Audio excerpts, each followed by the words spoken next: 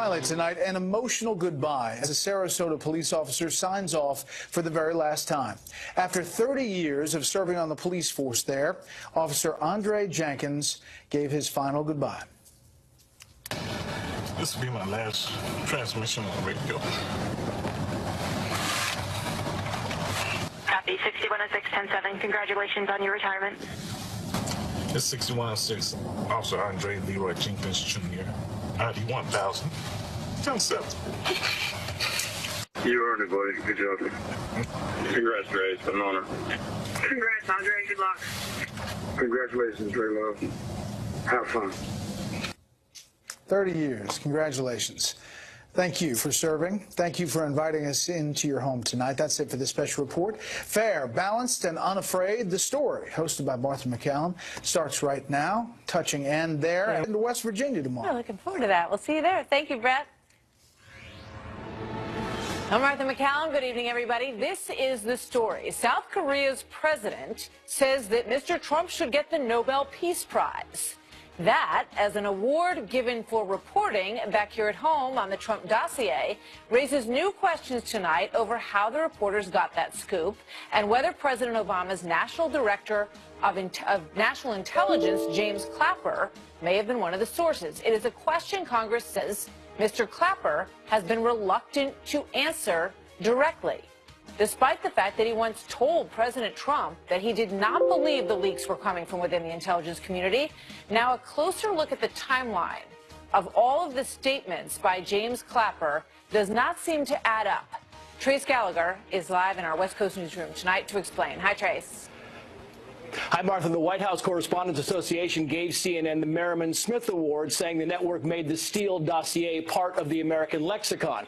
The dossier, of course, is opposition research that was compiled by former British spy Christopher Steele and paid for by the Clinton campaign and the Democratic National Committee. It was filled with salacious and unverified details, including allegations that Russian operatives have compromising personal and financial information on Mr. Trump, like prostitutes in a Moscow hotel. In his memos, former FBI Director James Comey says before the inauguration in January 2017, he was told by then Director of National Intelligence James Clapper to brief President-elect Trump on the dossier. Comey says it was important that Mr. Trump know about the salacious details because the media, and specifically CNN, was about to run with the story, which it did. BuzzFeed News then followed by publishing the dossier in full. Clapper then spoke with President Trump on the phone, saying, quoting here, "I expressed my profound dismay at the leaks that have been appearing in the press, and we both agreed that they are extremely corrosive and damaging to our national security." Then in March of 2017, James Clapper was asked directly on CNN if he leaked the dossier. Watch. I mean, I talked about it after I left the government, but not during that period, and certainly not between the 6th of January and the 10th, when the president-elect himself talked about it. But House Republicans on the Intel Committee also interviewed James Clapper for their report, which was released last Friday. The report says at first Clapper flatly denied leaking content of the dossier in early January, but then, quoting again, Clapper subsequently acknowledged discussing the dossier with CNN journalist Jake Tapper and admitted he might have spoken with other journalists about the same topic. And lo and behold, the report says Clapper's discussion with Jake Tapper happened in early January. Around the same time, President Trump was briefed by FBI Director Comey. 6 months after Clapper talked about the dossier with Tapper, the former head of U.S. intelligence was hired by CNN. Martha. Trace, thank you very much. Here now with more, New York Congressman Peter King, who sits on that House Intelligence Committee that has been going over all of this. Congressman King, good to have you with us tonight. Thanks for being here. Thank you, Martha. I want to play Jonathan Turley, who is on the show a lot. This is him this morning talking about the timing on what James Clapper has said. Clapper's already admitted that he did speak with CNN. Now, he is insisting that he didn't speak to any media until January 20th, but he indicated that he spoke to CNN in early January. CNN reported that high-level people had confirmed this information with him. If one of those individuals is Clapper, then he has a serious problem. He could be accused again of perjury. So what did he tell your committee, the House Intelligence Committee, about the timing of this? Well, first he denied ever speaking to CNN about it, be involved in leaking at all. And then when he was confronted, he said, well, he may have spoken to Tapper, and it was inconclusive, but certainly my impression was that he spoke to Jake Tapper or somebody at CNN in early January. And that, to me, is totally, somebody at that level had to have spoken to the media, because this is only known to a handful of people. And the whole conduct of John Brennan and General Clapper during that period, there was leaks coming from everywhere in the intel community. And this dossier, as James Comey told the president-elect at the time, that CNN had the dossier, they wanted an excuse to release it, and they wanted to give it to the president-elect so he'd be aware of what was in it. And then within a day or 2 or 3 days, suddenly CNN is going with it. And it turns out now that Clapper did talk to Jake Tapper during that period. So I think he has a real perjury issue. And there's, again, a whole issue, Martha, of leaks coming out from the intelligence community. I'm sorry to interrupt. Will you ask him to come back to clarify these things? Well, we may now, but again, as far as I'm concerned, this is going to be sent, I believe, to the Justice Department. They should look at it, and it's really up to them. And he's had his chance to clarify it if he wanted to. Again, when he was shown it, then his recollection came back, and he seemed to be a little confused. But right now, as far as we're concerned, our report is done. All this, the Justice Department will have it, and I believe they should look at it carefully and probably take action. You know, there's a couple of discrepancies, too, in the story. Here's what the CNN report said on January the 12th when they broke this story. And we know that James Comey said when he was interviewed for the book that he knew that CNN was looking for a news hook in order to start writing about the dossier, because it's sort of generally known that there was something out there. But once they sat down with the president and talked to him about it, that gave them the leak that they needed. It said the allegations were presented in a 2-page synopsis that was appended to a report on Russian interference in the 2016 election. That's the way it was in the CNN report. Now watch this with Brett Baer. CNN reported at the time that you handed a 2-page executive summary of the dossier over to him. I did not. Did not. What do you make of that? It seems to me these guys can't get their story straight. And that, again, to me, that whole interview with Brett Baer, by the way, was amazing. Because Comey was saying things there that I just know are not true, that contradict things he said before. Also his lack of knowledge, and now the confusion, whether it's him, whether it's Clapper, whether it's somebody at CNN. The fact is that this is a whole dark period in American intelligence. What happened between, I say, December 6th and January 20th was really shameful on behalf of the intelligence community. And I put Brennan and Clapper at the center of that. Comey, I'm not sure what his role was in all this. I don't think it was a good one, but I do know I feel very skeptical about Brennan and Clapper. Do you feel like the IG is going to get to the bottom of this? The IG should. The IG, so far, from all I know about the IG Horowitz, he does a great job. He certainly did an excellent job with Andrew McCabe, and he's going to continue to do it. And also, I think the Justice Department should look at this really, to me, when it comes to Clapper, that clear contradiction in testimony. All right. Peter King, Congressman, thank you very much. Always good to see you. Thanks for being here. Martha, thank you.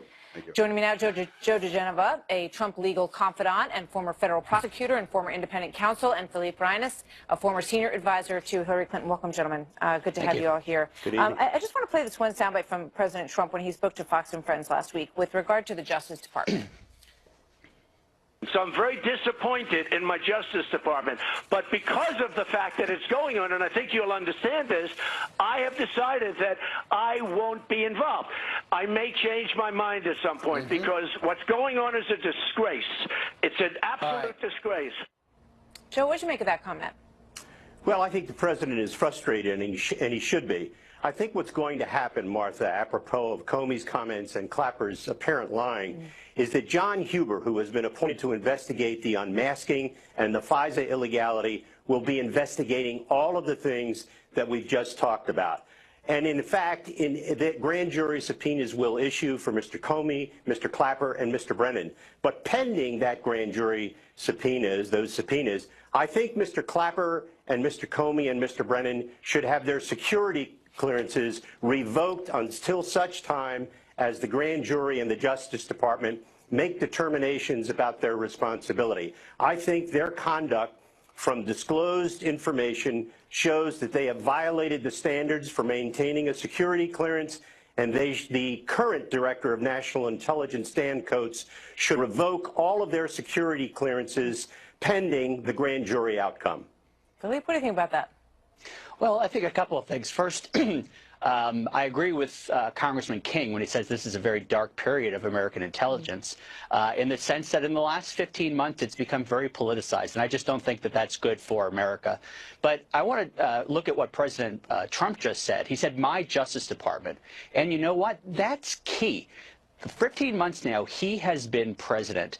Attorney General Sessions is his appointee. The Deputy Attorney General, the FBI Director, they're all his appointees. So this notion on the one hand that he is being persecuted by them, which is something that Mr. Geneva believes and believes is being framed, and on the other hand, he's in charge of the place, just doesn't make sense. If it were Hillary Clinton as president and me as a White House advisor and Chelsea Clinton as Attorney General, I'd understand the notion of like, oh, they can't be fair, they're picking on me. But I don't understand it now. Joe, what do you say to that? Well, I think the president's frustration stems from the fact that the appointment of Mr. Mueller was something that, in my opinion, never should have occurred, because when Mr. Rosenstein appointed him, there was no evidence of a crime, and indeed he mentioned no crime in the appointment papers. I do think that what's going to happen now is that the people at the Justice Department are doing their jobs. They've sent it out to Mr. Huber, who has what now will be the single most important investigation of all, because I agree with Philippe that those 15 months have been just awful. And I will tell you this.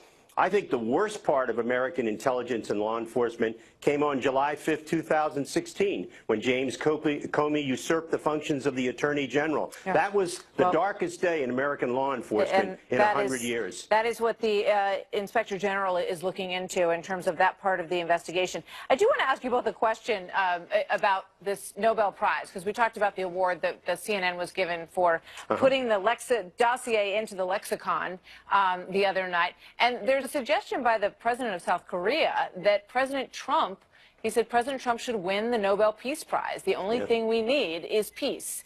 Philippe, what do you think about that? Do you think he should be considered for that? He could be considered.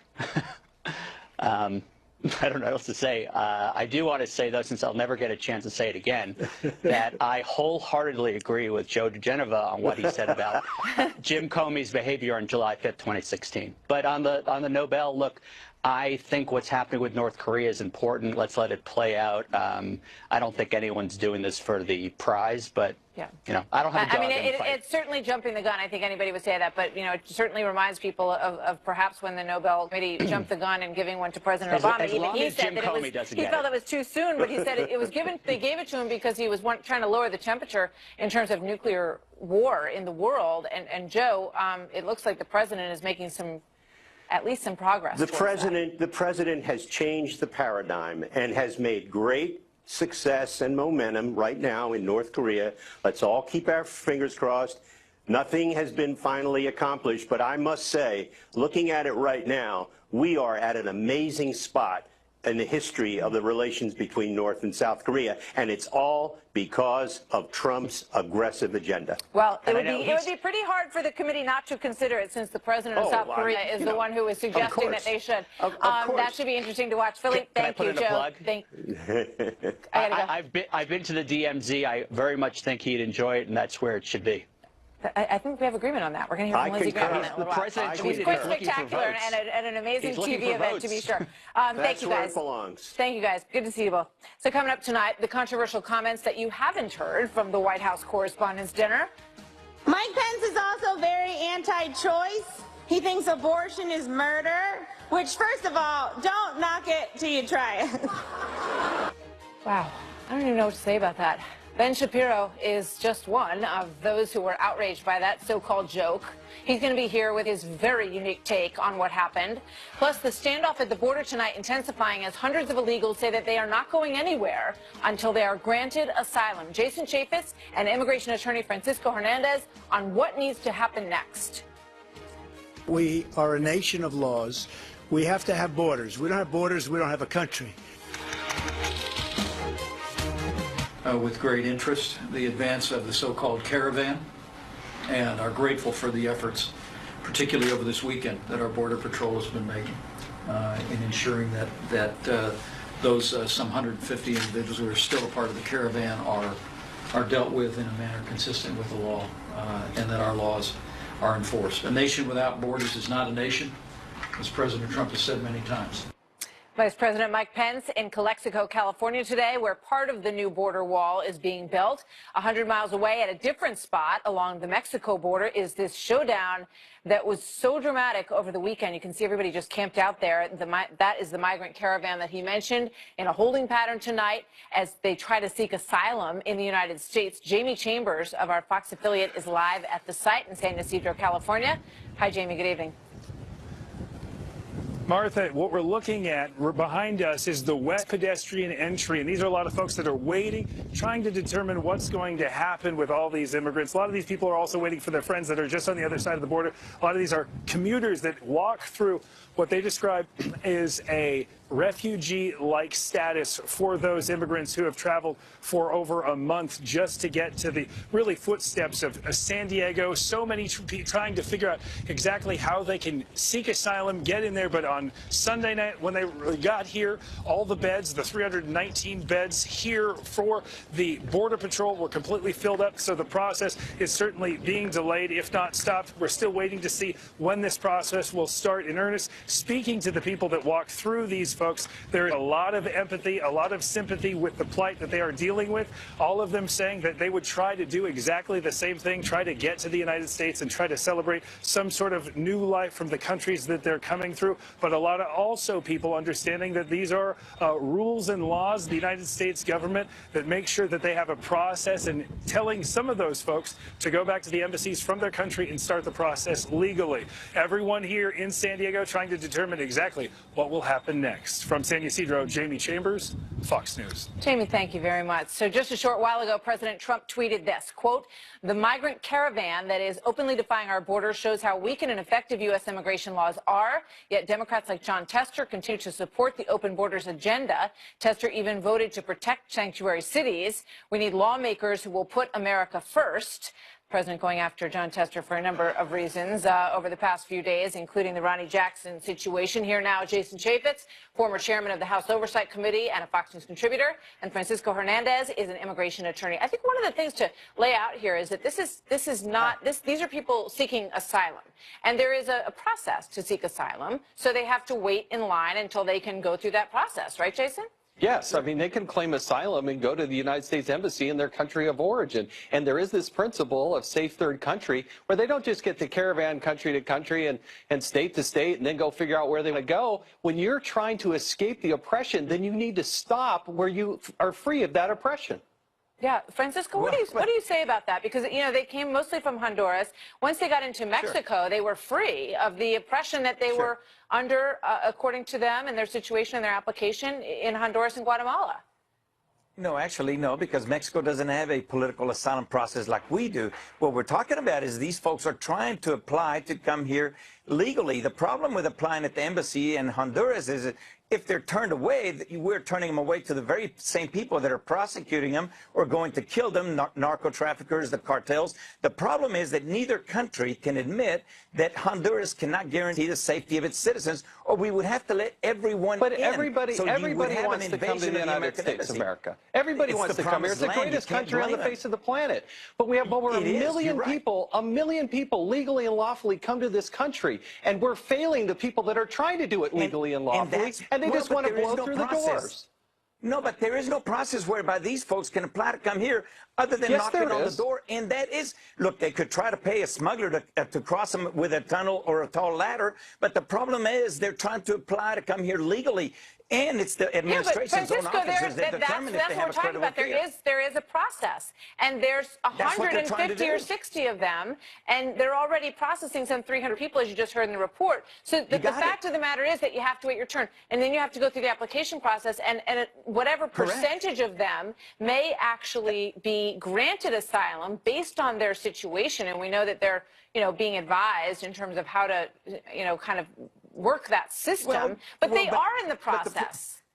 The proof is in the pudding. They're going to have to be able to have proof of the persecution, and about 75% of all Honduran applications are denied anyway. The question is, what are we going to do with them? But you have to go back to the fact that they're trying to apply to come here legally. If you don't like the asylum laws, then change them. I agree with President Trump on that fact.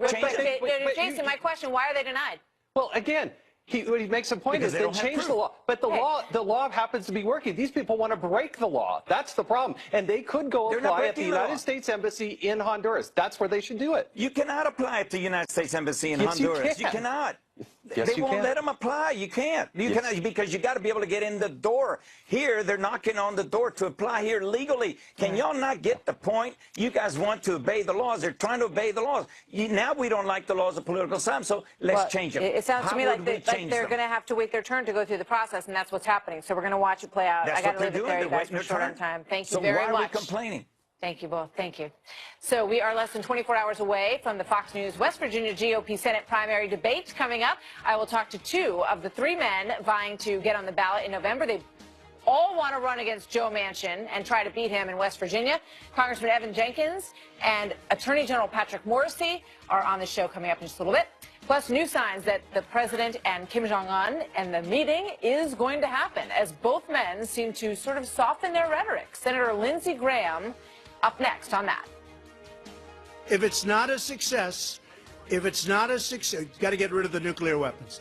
If it's not a success, I will respectfully. Trump's upcoming meeting with North Korean leader Kim Jong-un and where it might take place.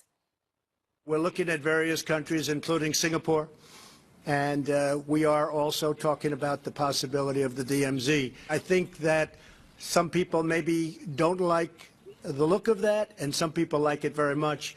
I threw it out today as an idea. There's something that I like about it because you're there. You're actually there, where if things work out, there's a great celebration to be had on the site, not in a third-party country.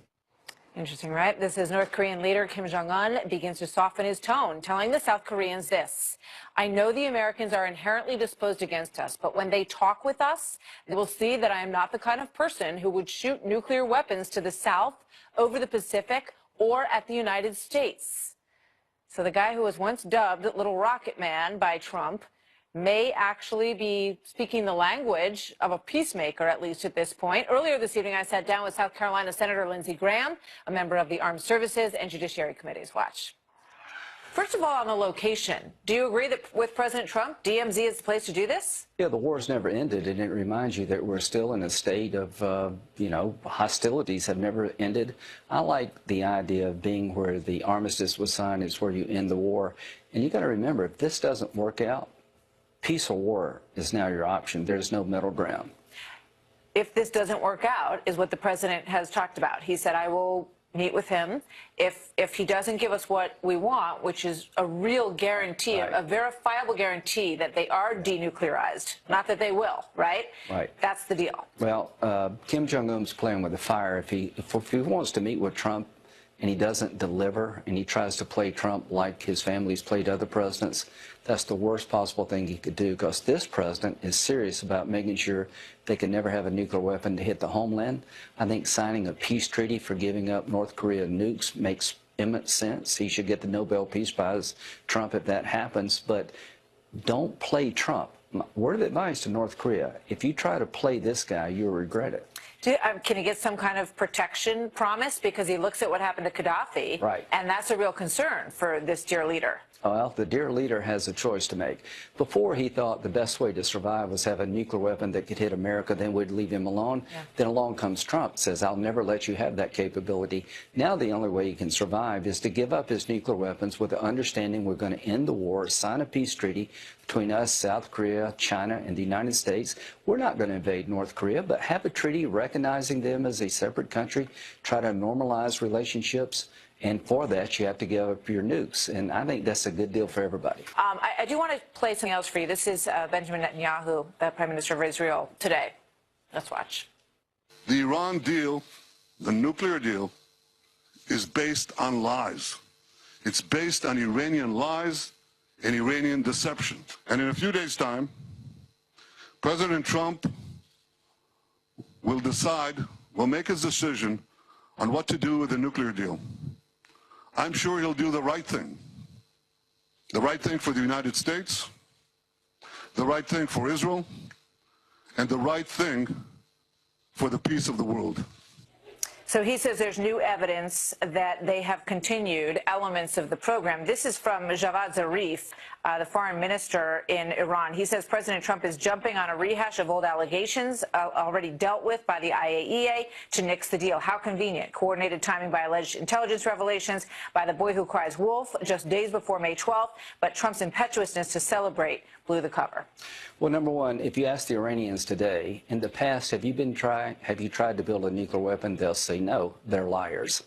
You don't build power plants at the bottom of a mountain. They had a nuclear program. They were testing weapons, a detonation device on a military base. Their whole program was to get a nuclear weapon, and what would they do with it? They've been lying about their ambitions toward a nuclear weapon, but they're not lying about what they would do. They write onto their missiles, death to Israel, death to America. You've got to understand that the Ayatollah is a religious Nazi. The Iranian people are very cultured. They could be our friends. They could be our allies. But this guy's a religious fanatic. The day that we voted on the nuclear deal in the Senate, he tweeted out, Allah willing, the Zionist state will not exist 25 years from now. So Bibi has called him out. He is a liar, and Trump understands the deal as constructed is terrible for Israel, the Arabs, and us. And if I were the president, I would get out if I could not get a better deal. So do you think there's any appetite in Washington to redo this deal in a bipartisan way? Yes. Really? Trump has said three things need to change to make it a good deal. You can expect anywhere in Iran, including their military bases, so they can't deny us access to military bases. Their missile program has to be part of the deal, and the sunset clause. 15 years from now, all the inspectors leave Iran, and they can march toward a nuclear weapon without cheating. You've got to change those three things. The one thing I would say to my Democratic colleagues, you may have done this in good faith. You assumed that if we relieved sanctions and did a deal with Iran, they would be a better nation. They have captured our sailors on the high seas and humiliated them since the deal. They've test-fired weapons and missiles in violation of the UN resolution. They have dismembered Syria. They've taken over Yemen. They constantly threaten Israel. They've given Hezbollah 160,000 rockets. Everything they've done with the money since the deal shows that they don't want peace, that they really have a war agenda. But very quickly, you think there are Democrats who will come to the table on that? Chris Coons said he thought the president was right to make these three changes. So I'm going to reach out to Democrats on this show. If you will get behind the president's desire to change this deal and vote for a new deal, I will work with you to ask the president to give him 90 more days. Instead of withdrawing on May the 12th, if I can get Democrats to support the idea the deal needs to be changed, I would ask the president to give us 90 days, Pompeo, 90 days after May 12th to see if the Europeans can come on board. To the French. You say it's insane to get out of the deal. I say it's insane to stay in the way it is. Senator Lindsey Graham, thank you, sir. Always good to see you. Thank you. Here's a question for you. Is this a joke? Mike Pence is also very anti-choice. He thinks abortion is murder, which, first of all, don't knock it till you try it. Wow. Ben Shapiro says that that is just plain evil, and he is here to tell you what he thinks about what happened on Saturday night. Plus, ahead of tomorrow's Fox West Virginia GOP Senate primary debate, candidates Congressman Evan Jenkins and Attorney General Patrick Morrisey, two of the three, both here with what to expect. I think I'm behind in the polls because Senator McConnell has got a super PAC that's running, I think, $1.5 million worth of ads against me. But, you know, we were even before that, and before Election Day, we'll be even or ahead. A lot of money pouring into this race. That was former Massey Coal CEO Don Blankenship on Friday here on this story. He's one of three candidates who made the cut for tomorrow's big Fox News West Virginia primary debate, hosted by yours truly and Brett Baer, live from Morgantown, West Virginia at 6:30 p.m. tomorrow night. The candidates decided by Fox polling, those who are 10% or above are going to be part of that, and you see the three of them pictured there. Don Blankenship will be joined on the stage tomorrow night by West Virginia Attorney General Patrick Morrisey and West Virginia Congressman Evan Jenkins. And we begin tonight with Congressman Evan Jenkins. Sir, welcome. It's good to have you with us tonight. We're going to have time for a lot of questions. It's great to be with you, Thank Martha. you. I'm glad you're here. We're going to have time for a lot more questions tomorrow night. So I just have a couple quick ones for you this evening, though, to give everybody sort of a preview. I think one of the things that's most interesting is that you and Morrissey are really going at each other pretty hard in this campaign, and you seem to sort of be ignoring Don Blankenship a bit. I guess you feel like the Republicans are taking care of a lot of ads against him. But here's one that you just ran. Let's play about 10 seconds of this. Pat Morrissey betrayed Donald Trump, scheming against Trump's campaign in West Virginia, denying our choice for president. Morrissey refused to support Trump over Hillary. All right, so you know that Patrick Morrissey is fighting back. He doesn't like that ad at all. And here's what he said. He said that your campaign photoshopped his photo with Donald Trump and substituted it with Hillary, who he says he's always strongly opposed. And he wants to know if you'll be called out for lying and dishonesty, and where's the accountability? What do you say about that ad, Congressman Jenkins? Well, Patrick Morrissey needs to be honest with the people of West Virginia. You know, Patrick Morrissey didn't even vote for Donald Trump in the primary. He was a delegate to the national convention, would not commit for about 2.5 months. He was a never-Trumper, and he's now being surrounded by all those other folks who were never-Trumpers in the 2016 race. So Patrick Morrissey has not been a trusted supporter of Donald Trump. I have been. When they were throwing Donald Trump under the bus in October, right before the November election, Patrick Morrissey was really denying any affiliation with Donald Trump. Right. Donald Trump, our president, needs a trusted partner, and I am that. All right, and we're going to hear from Mr. Morrissey in a moment. We'll give him a chance to respond to that. But, you know, I mean, the obvious question for you then becomes, you used to be a Democrat. So what changed your mind? Why did you become a Republican after being a Democrat, I think, a couple times? Well, you know what? West Virginia has led. West Virginia voted for Donald Trump overwhelmingly. Patrick Morrissey actually stood next to me 4 years ago and endorsed my candidacy for the U.S. Congress. My past didn't bother him back then when he endorsed me and said I was great for West Virginia to represent them in Washington. What's changed is Patrick Morrissey now is abandoning his attorney general Sir, role. I'm just asking about you. I was asking why your change of heart. Why did you switch from being a Democrat to a Republican? Because I'm the true West Virginian. I'm the West Virginia story, standing up for what we believe. Barack Obama was devastating to West Virginia. He put literally tens of thousands of coal miners out of work, tried to infringe on our Second Amendment, believed abortion on demand. It's outrageous. I can't be a part of that. I'm proud to be a Republican, proud to be a conservative, proud to be the only one in this race who actually supported Donald Trump and is working with him each and every day. All right, Congressman Jenkins, thank you very much. Just a preview of what we're going to see tomorrow night. I thank you for being here, and we look forward to seeing you tomorrow night on the big stage. And now we have West Virginia Attorney General Patrick Morrissey, who is also a candidate for the West Virginia Senate race. And I just want to tell everybody at home we have a little bit of a delay in his signal, so there's going to be a little hesitation between my question and your answer. But first of all, you know, what do you say to Evan Jenkins, who you just heard? He says that you wouldn't come around. You never supported President Trump during the 2016 election and didn't vote for him. Well, I think most West Virginians know that Evan Jenkins is just really stretching the truth at a level that he couldn't possibly imagine. First, I was a member of the Electoral College that supported Donald Trump.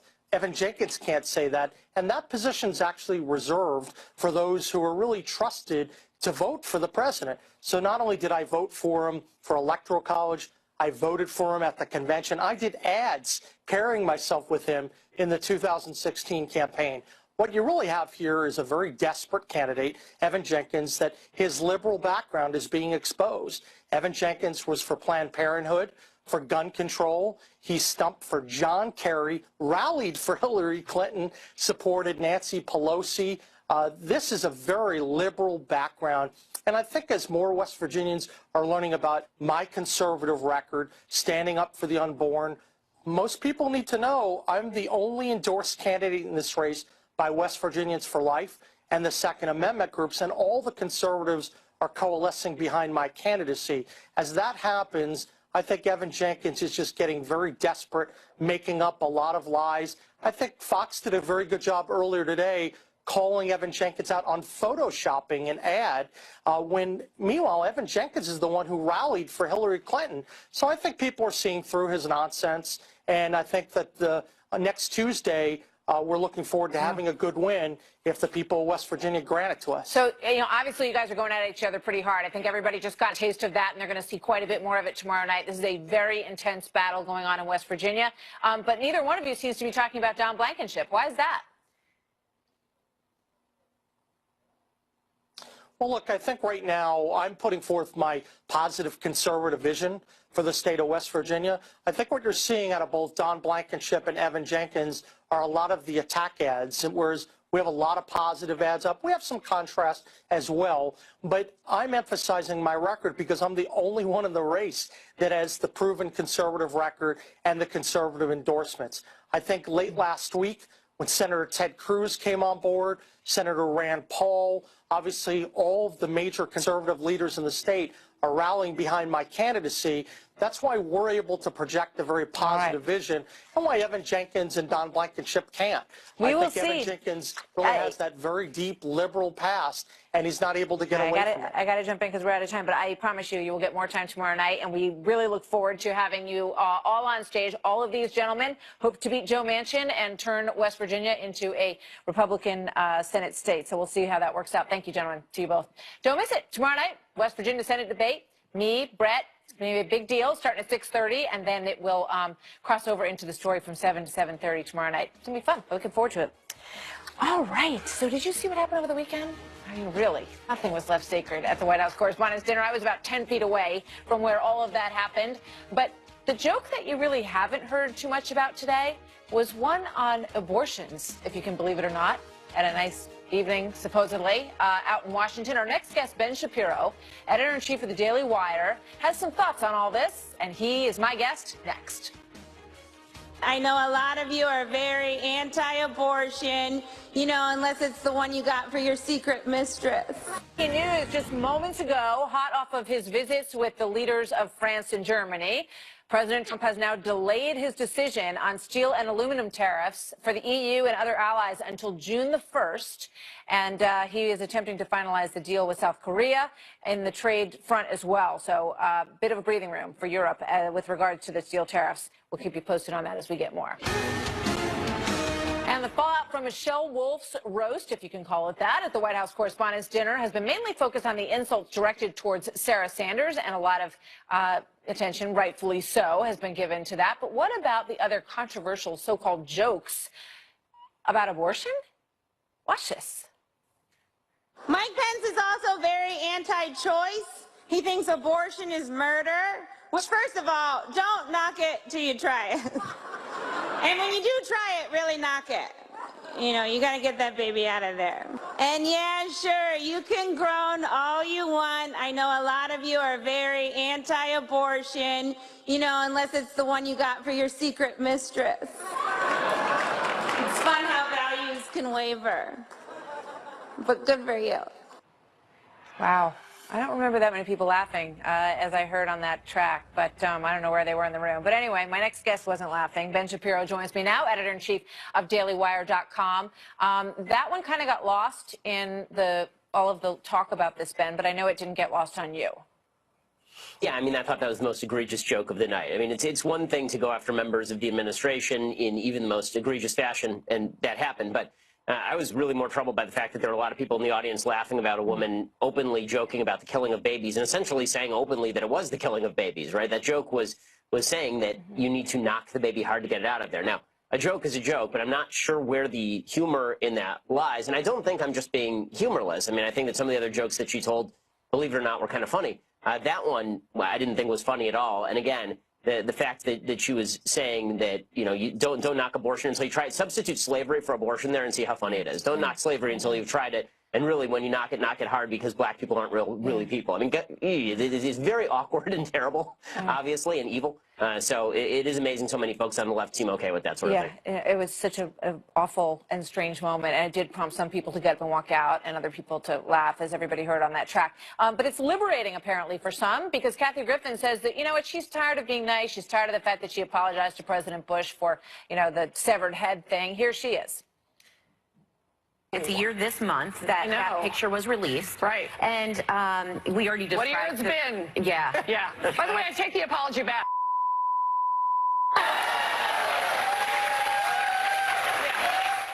Yeah, I meant to say apologize to Trump, but what do you think about that, Ben?